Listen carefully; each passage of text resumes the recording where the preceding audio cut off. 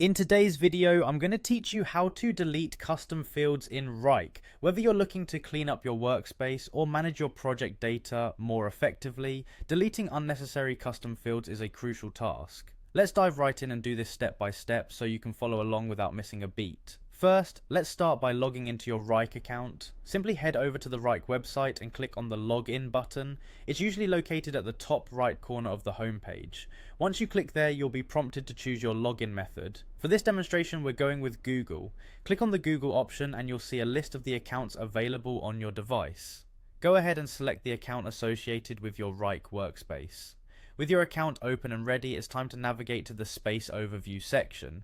You can find this by looking at the sidebar on your main dashboard. The Space Overview is where all your projects and associated data are gathered for easy viewing and management.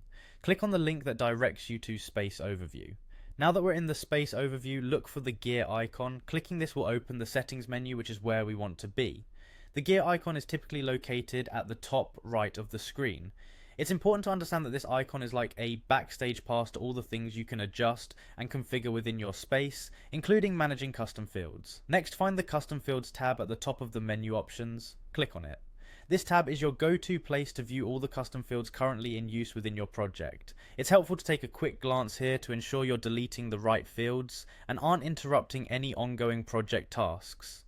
Once you're in the Custom Fields section, carefully locate the field that you no longer need. It's typically listed alongside other fields with clear names that reflect their purpose or data type. Click on the custom field that you wish to delete. This is an important step, so double check that you're selecting the right one to avoid removing anything crucial. Once you've selected the custom field, the final steps involve deletion itself. Look for the Delete from Account option. This button will start the process of removing the field from your workspace. When you click it, you'll see a confirmation prompt asking if you really want to delete the field.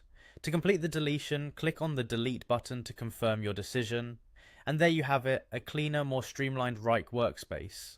By following these steps, you can efficiently manage your custom fields, ensuring that your project space remains organized and relevant to your current needs. Remember, maintaining a tidy workspace is vital for effective project management, so don't hesitate to revisit and reorganize as your projects evolve. Thanks for watching, and I hope this tutorial was helpful.